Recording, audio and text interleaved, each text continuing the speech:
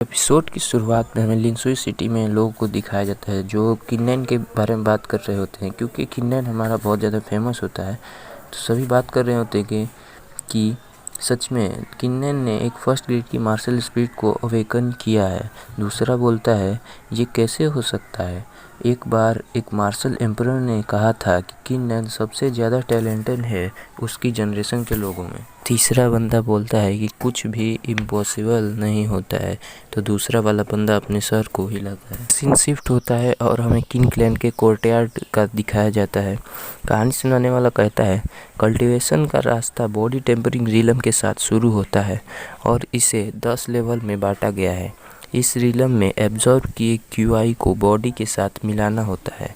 किन्नन मन में सोचता है कि एक मार्शल स्पिरिट की रैंक सच में इम्पोर्टेंट होती है।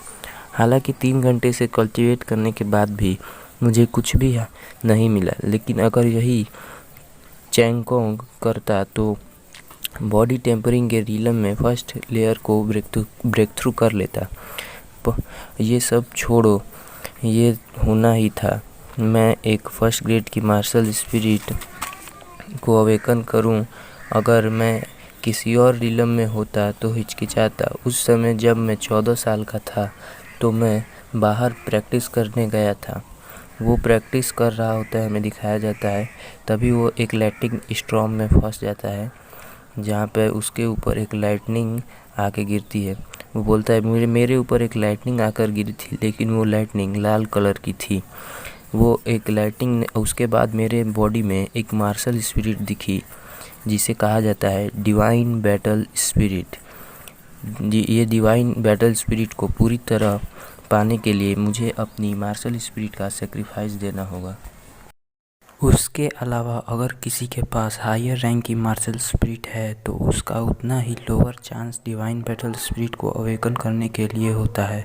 अगर किसी के पास फर्स्ट ग्रेड की हुआंग रैंक मार्शल स्पिरिट हो तो वो पक्का ही डिवाइन बैटल स्पिरिट को अवेकन करेगा। उसके बाद किन्नन बहुत खुश होते हुए बोलता है कि इसका मतलब कि मैं पक्का डिवाइन बैटल स्पिरिट को अवेकन करूँगा।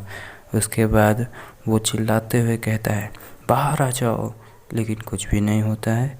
वो निराशा के साथ फिर से वो ध्यान लगाता है, लेकिन कुछ ना होने पर वो अपनी स्वॉर्ड स्पिरिट को सेक्रीफाइस करने लगता है और वो सेक्रीफाइस कर देता है, जिससे किन्नन बहुत थक जाता है।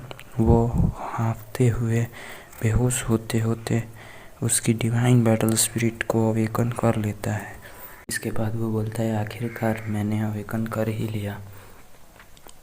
उसके बाद किन्नन बेहोश हो जाता। फिर हमें कुछ देर बाद का सीन दिखाया जाता है जहाँ पे किन्नन बेहोश होता है। उसके बाद उठता है और उसके सर में दर्द हो रहा होता है। वो अपने सर को पकड़ लेता है और वो बोलता है कि आखिर मैंने लास्ट टाइम अवेकन कर लिया था, चलो देखते हैं कि मेरी डिवाइन बैटल स्पिरिट कैसी दिखती है। और फिर वो अपने बैटल स्पिरिट को बाहर निकालता है। उसकी प्रेजेंस को महसूस करके ही इसे बहुत ही झटका लगता है और ये अपने डिवाइन बैटल स्पिरिट को पीछे मुड़ता है और कहता है ये सच में एक डिवाइन बैटल स्पिरिट है। सच में 6th रैंक की हुआंग मार्शल स्पिरिट होना एक काफ़ी अच्छी बात होती है।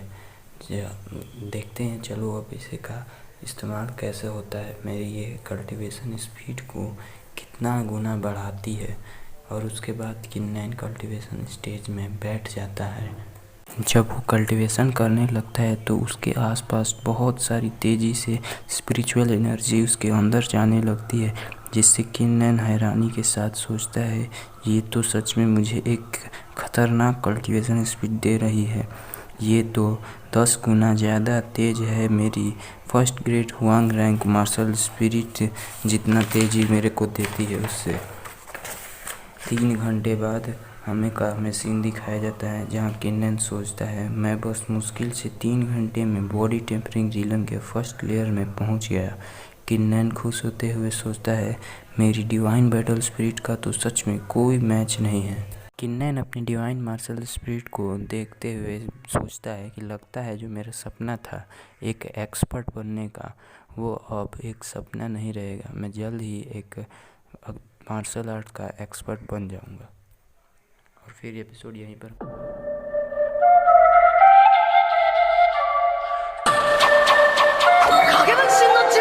है।